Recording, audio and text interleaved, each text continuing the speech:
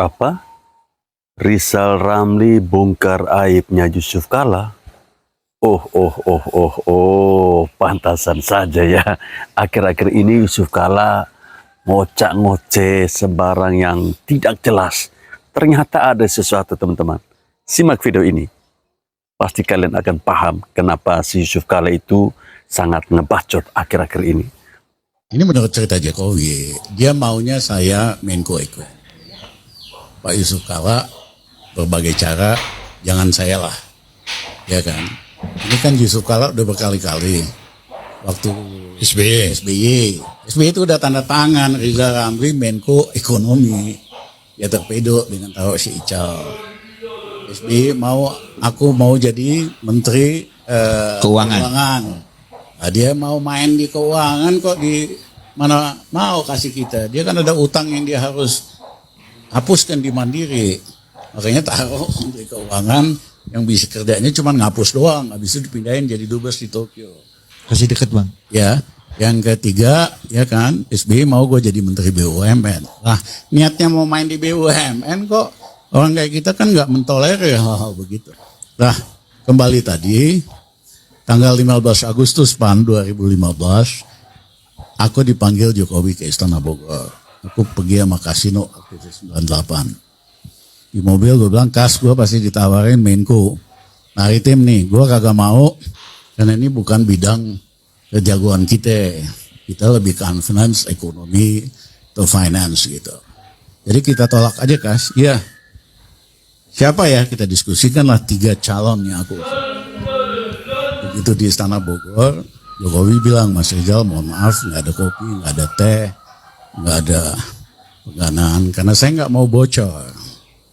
Mas Rizal ini kan kontroversial. Dulu saya maunya Mas Rizal yang jadi Menko Equine. Tapi Pak JK gak setuju. Nah, saya minta tolong sama Mas Rizal untuk mau jadi Menko Maritim. Saya bilang, Mas terima kasih Mas. Saya di luar aja. Kan persis. Saya di luar, Mas minta tolong supaya bantuin renegosiasi MRT. Kan saya kerjain sama Jepang. Iya kan? Dia datang ke kantor waktu itu sebagai gubernur PAN. Di luar aja, kita banyak teman, banyak jalan. Dalam sama luar negeri saya bantu kok. Ya, enggak. Saya maunya Mas Rizal, karena Mas Rizal ngerti masalah sama orangnya berani. Kalau cuma ngerti masalah emang nggak ada perubahan. Kalau berani doang preman. Saya tetap mau Mas Rizal. Saya bilang, Mas udahlah. Ini ada daftar nama nih. Enggak. Akhirnya dia gaya solo kan. Nah ini ilmunya Pak. Ya kan, diangkat gitu kan. Ya kan, Mas Rizal ini yang minta tolong tuh Presiden Jokowi, nggak ada apa-apanya dibandingin Mas Rizal. Mas Rizal kan punya pengalaman dalam luar negeri gini-gini.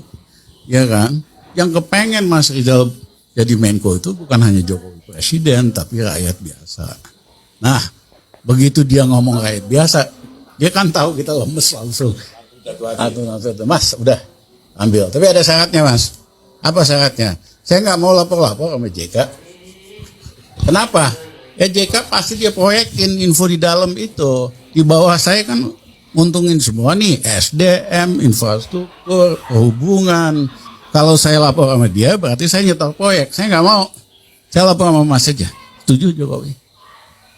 Kita berangkat ke Jakarta. Lantiklah gua 2 jam, 3 jam kemudian di istana di Jakarta. Nah gitulah Pak. Nah tetapi di dalam gua ubah juga polanya.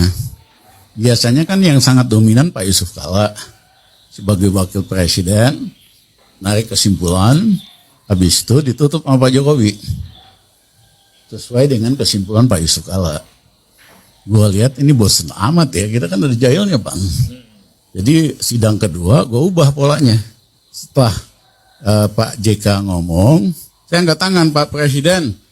Usulan Pak JK nomor 1 bagus Pak, begini-gini. Nomor 2 oke, tapi ada cara yang lebih baik Pak, begini. Yang ketiga, ini kurang bagus Pak, ada caranya gini-gini.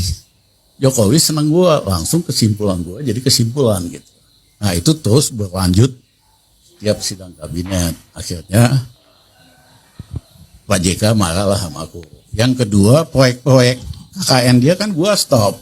Anaknya mau bikin storage pakai duit Pertamina di Serang sama Makassar, gue batalin $600 juta. Mau bikin apa lagi kita batalin, ya kan? Ya keganggu lah. Karena aku jalanin missionnya Jokowi yang ini kan, dia mau revolusi mental. Emang revolusi mental bisa pakai kursus, pakai seminar, ya harus pakai kepret gitu loh. Kepret tangan kiri. Nah, tapi tangan kanan kita kan ngebangun evaluasi aset, ya bikin pariwisata, 10 new destination, ningkatin turis itu dari 7 juta lebih ke hampir 9,5 juta dalam waktu hanya 1 tahun dan lain-lain. Nah yang kedua, waktu itu kan si Ahok ditimpa terus soal reklamasi. Aku putuskan kita evaluasi dulu reklamasi itu di seluruh dunia biasa kok, di Eropa, di Singapura. Yang penting pemilik tanahnya negara gitu loh, swasta nyewa. Nah akhirnya kan kita hentikan dulu amortisasi, moratorium. Si Ahok juga setuju kok. Wah kalau udah Mas Rizal yang handle, mana ada yang mereka timpe-timpe gua. Tapi rupanya Aguan terganggu, ya kan? Aguan sempat lah ngomong lewat orang, ya kan? Pokoknya harus diganti lah Rizal Ramli. Nah 2 faktor itulah. Ya, pantasan saja ya kita melihat akhir-akhir ini Yusuf Kala itu sangat tiba-tiba menjadi seseorang yang sangat-sangat fenomenal. Mulai dengan ucapannya yang mengandung unsur kontroversi terkait dengan agama. Kemudian dia menanggapi soal kenaikan BBM. Pemerintah tidak menaikkan BBM, jadi dia marah. Ya, ternyata tadi kalau kita mendengarkan secara saksama apa yang dijelaskan oleh Rizal Ramli, berarti betul. Memang saat ini Yusuf Kala memang lagi stres, dia lagi pusing, lagi bingung karena begitu banyak utang yang ada pada dirinya. Ya, baru-baru ini ketika Bapak Presiden kita ya, Bapak Prabowo Subianto menyinggung soal ada pengusaha-pengusaha nakal yang katanya punya utang 30 triliun, itu bisa mendekati sebuah kebenaran.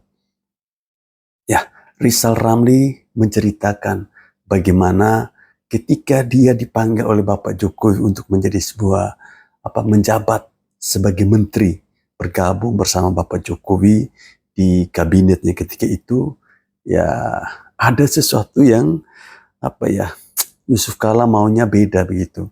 Jadi katanya biar bisa melunasi utangnya di Bank Mandiri. Jadi menempatkan orang-orang yang kerjaannya itu menghapus utang-utang. Ini saya jadi teringat dengan zaman SBY dulu ya. Ada istilahnya beberapa bank yang utangnya itu dihapus. Jangan-jangan di dalamnya itu termasuk utangnya Bapak Yusuf Kala. Ya kita tidak tahu ya teman-teman. Ini kan hanya dugaan semata. Nah, memang akhir-akhir ini Yusuf Kala viral. Ya, bahkan yang lebih konyolnya lagi, dia malah mau melaporkan orang yang menyebarkan videonya yang memfitnah salah satu agama tertentu. Mereka lupa, dulu kasusnya Ahok juga sama, mirip seperti yang dilakukan oleh Yusuf Kala. Videonya juga dipotong-potong. Tapi gerombolan mereka ini, ya tentu didukung oleh orang itu ya, ngotot sampai apa yang mereka cita-citakan berhasil, menjebloskan Ahok ke dalam penjara, hingga pada akhirnya Anies Baswedan bisa menjadi gubernur DKI Jakarta. Ya memang cara-cara kotor yang mereka lakukan dan melibatkan orang-orang penting di bangsa ini tentu tidak akan bertahan lama. Kita lihat saja bagaimana seorang Anies Baswedan yang getol atau ngotot sekali ingin menjadi Presiden Republik Indonesia, itu tidak akan bisa karena ada karma di masa lalu, karma dari Ahok Basuki Cahayapurnama. Ya Niko, Abraham sama tadi dia klarifikasi. Ya, tentu ini terkait dengan ijazahnya Bapak Jokowi ya teman-teman.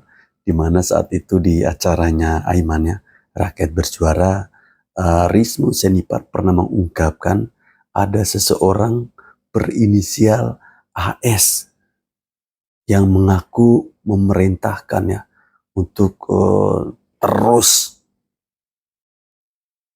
ya secara terus menerus urus ijazahnya Pak Jokowi ini biar rame, istilahnya apa, tabrak saja ya. Bahkan sampai ya menurut pengakuan si Rismon, si AS ini meminta maaf kepada mereka.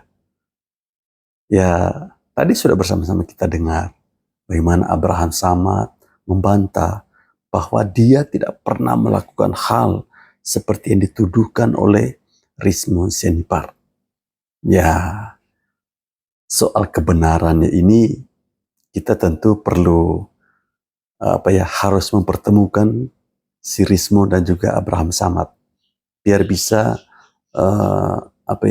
meyakinkan publik bahwa apa yang disampaikan oleh Abraham Samad itu benar, bahwa apa yang disampaikan oleh Rismon itu salah, ataupun sebaliknya.